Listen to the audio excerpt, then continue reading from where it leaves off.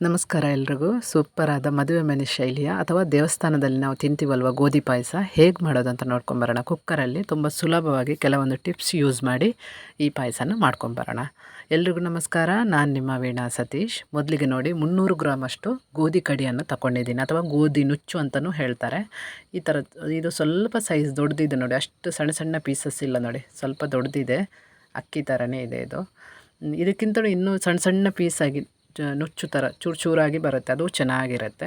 ಇದನ್ನು ಒಂದು 2 ರೌಂಡಷ್ಟು ಚೆನ್ನಾಗಿ ತೊಳೆದು ಕ್ಲೀನ್ ಮಾಡಿ ತಗೋಬೇಕು. ಮೊದಲಿಗೆ ಅದರಲ್ಲಿ ಕಸ ಏನೆಲ್ಲ ಇದ್ದರೆ ಚೆನ್ನಾಗಿ ಕ್ಲೀನ್ ಮಾಡ್ಕೋಬೇಕು. ಕುಕ್ಕರಲ್ಲಿ ತುಂಬ ಸುಲಭವಾಗಿ ಇದನ್ನು ಮಾಡ್ಕೋಬೋದು. ಕಾಯಿ ಹಾಲೊಂದು ರೆಡಿ ಮಾಡ್ಕೊಂಡಿಟ್ಟರೆ ದಿಢೀರಾಗಿ ಇದನ್ನು ನಾವು ಮಾಡ್ಕೋಬೋದು.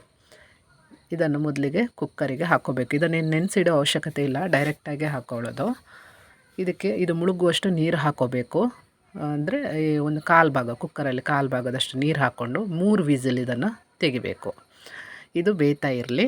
ಈ ಕಡೆ ಕಾಯಿ ಹಾಲು ಬೇಕು, ಇದು ಮೇಯ್ನು. ಕಾಯಿ ಹಾಲು ಬೇಕೇ ಬೇಕು ಇದಕ್ಕೆ.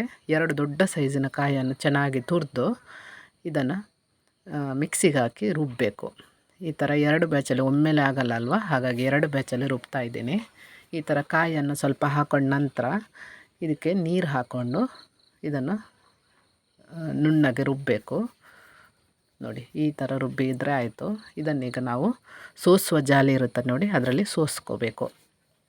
ಈ ಕಾಯಿ ಏನು ರುಬ್ಬಿದ್ದೀವಲ್ಲ, ಇದನ್ನು ಚೆನ್ನಾಗಿ ಹಿಂಡಿ ತೆಗಿಬೇಕು. ಕೆಲವರು ದಪ್ಪ ಹಾಲು ಬೇರೆ ತೆಳು ಹಾಲು ಬೇರೆ ಅಂತ ತೆಗಿತಾರೆ. ನಾನಿಲ್ಲಿ 2 ದಪ್ಪ ಹಾಲು ಮತ್ತು ತೆಳು ಏನು ಹಾಲಿದೆ ಎರಡನ್ನು ಒಂದೇ ಪಾತ್ರೆಗೆ ತೆಕ್ಕೊಂಡಿದ್ದೀನಿ. ಹೆಚ್ಚಾಗಿ ಗೋಧಿ ಪಾಯಸ ಅಥವಾ ಹೆಸರುಬೇಳೆ ಪಾಯಸಕ್ಕೆಲ್ಲ ಕಾಯಿ ಹಾಲನ್ನೇ ಹಾಕಿ ಮಾಡೋದು. ನೋಡಿ, ಇಲ್ಲಿ ನಾನು ಚೆನ್ನಾಗಿ ಕಾಯಿ ಹಾಲನ್ನು, ದಪ್ಪ ಮತ್ತು ತೆಳು ಹಾಲನ್ನು ತೆಗೆದು ಇಟ್ಕೊಂಡಿದ್ದೀನಿ. ಈಗ ನಿಮಗೆ ಇಲ್ಲಿ ಗೋಧಿ ಕಡಿ ಚೆನ್ನಾಗಿ ಬೆಂದಿದೆ ಅಲ್ವಾ, ಇದು ಹೇಗೆ ಬೆಂದಿದೆ ಅಂತ ತೋರಿಸ್ತಾ ಇದ್ದೀನಿ ನೋಡಿ.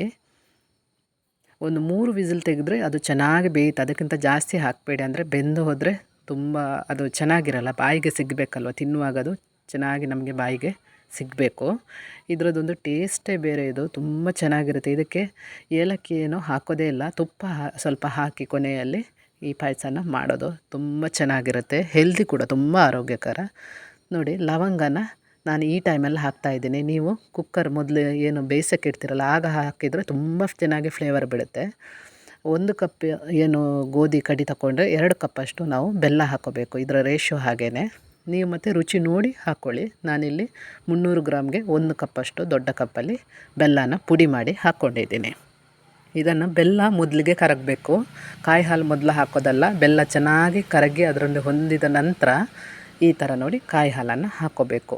ಇದಕ್ಕೆ ಬೇರೆ ಏನೂ ಇಲ್ಲ, ಇಷ್ಟೇ ಐಟಮ್ಸ್ ಹಾಕೋಕ್ಕೆ, ಎಕ್ಸ್ಟ್ರಾ ಏನೂ ಹಾಕೋದಿಲ್ಲ.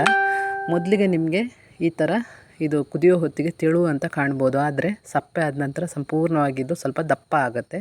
ಉಪ್ಪು ರುಚಿಗೆ ತಕ್ಕಷ್ಟು ಹಾಕ್ಕೊಳ್ಳಿ. ನಾನಿಲ್ಲಿ 3/4 ಸ್ಪೂನಷ್ಟು ಉಪ್ಪನ್ನು ಹಾಕ್ಕೊಂಡಿದ್ದೀನಿ. ಇಷ್ಟು ಒಂದು ಚೆನ್ನಾಗಿ ಕುದಿ ಬಂದರೆ ಆಯಿತು. ಕೊನೆಯಲ್ಲಿ ಒಂದು 2-3 ಸ್ಪೂನಷ್ಟು ತುಪ್ಪ ಹಾಕ್ಕೊಂಡ್ರೆ ಸೂಪರಾದ ಗೋಧಿ ಪಾಯಸ ರೆಡಿ ಆಗುತ್ತೆ. ನಿಮಗೆ ಗೋಡಂಬಿ ದ್ರಾಕ್ಷಿ ಬೇಕಾದರೆ ಹಾಕೋಬೋದು. ದ್ರಾಕ್ಷಿ ಇದಕ್ಕೆ ಹಾಕಲ್ಲ, ಆದರೆ ಗೋಡಂಬಿ ಹಾಕೋಬೋದು ಬೇಕಾದರೆ. ಆದರೆ ಏಲಕ್ಕಿ ಏನೂ ಫ್ಲೇವರ್ ಇಲ್ಲದೆ ಬರೀ ಲವಂಗವನ್ನು ಹಾಕಿ ನೋಡಿ, ಬೇಯುವಾಗ ಚೆನ್ನಾಗಿ ಫ್ಲೇವರ್ ಬಿಡುತ್ತಲ್ವ, ಸೂಪರಾದ ಟೇಸ್ಟ್ ಕೊಡುತ್ತೆ. ನೀವು ಇದನ್ನೊಮ್ಮೆ ಮನೆಯಲ್ಲಿ ಮಾಡಿ ನೋಡಿ. ಸೇಮ್ ನಿಮಗೆ ದೇವಸ್ಥಾನದಲ್ಲಿ ಎಲ್ಲ ತಿಂದಿರುವ ನೆನಪಿರ್ಬೋದು, ಅದೇ ಟೇಸ್ಟ್ ಕೊಡುತ್ತೆ. ಇನ್ನೊಂದು ಒಳ್ಳೆಯ ವಿಡಿಯೋ ಜೊತೆ ಬರ್ತೀನಿ. ಎಲ್ರಿಗೂ ನಮಸ್ಕಾರ.